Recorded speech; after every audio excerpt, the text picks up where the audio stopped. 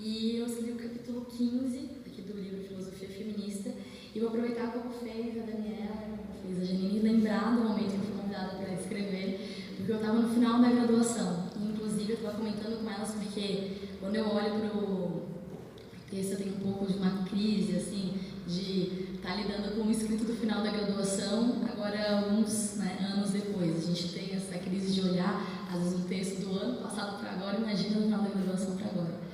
Mas, por outro lado, a gente teve a possibilidade de fazer mudanças, e eu mudei algumas coisas, mas eu não quis fazer nenhuma mudança substancial, porque eu gostei bastante do texto, e eu gostei bastante, na verdade, de uma crítica que eu recebi quando eu escrevi o texto. O título do capítulo é Filosofia Feminista e Novos Movimentos da Juventude.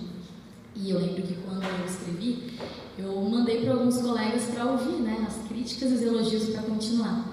E eu lembro de uma das críticas que eu recebi de um colega que dizia que estava muito bom, muito bem escrito, porém parecia um desabafo. Aí eu fiquei bem reflexiva com isso, Como assim parece um desabafo? E eu comecei a pensar por dois lados, Primeiro, quando na verdade um colega diz que parece um desabafo, ele está tirando a filosofia do meu texto. Assim como, na verdade, diversos momentos o cânone tirou a filosofia das mulheres, Elizabeth da Boêmia, que é a filósofa que eu estudo hoje no doutorado, ela só escreveu cartas. E dentro dessas cartas, ela vai falar sobre seus problemas de saúde. Ela não está fazendo um desabafo, mas ao mesmo tempo está falando da relação corpo e alma. Então, fiquei pensando sobre isso. Quando que a maneira com que nós fazemos filosofia, nós mulheres, pode ser muitas vezes descredibilizado por essa crítica do desabafo, Além disso, além dessa questão do desabafo, eu fiquei pensando que talvez muitas meninas, muitas mulheres que fossem ler o meu texto iriam se identificar com muitos aspectos que estavam escritos ali.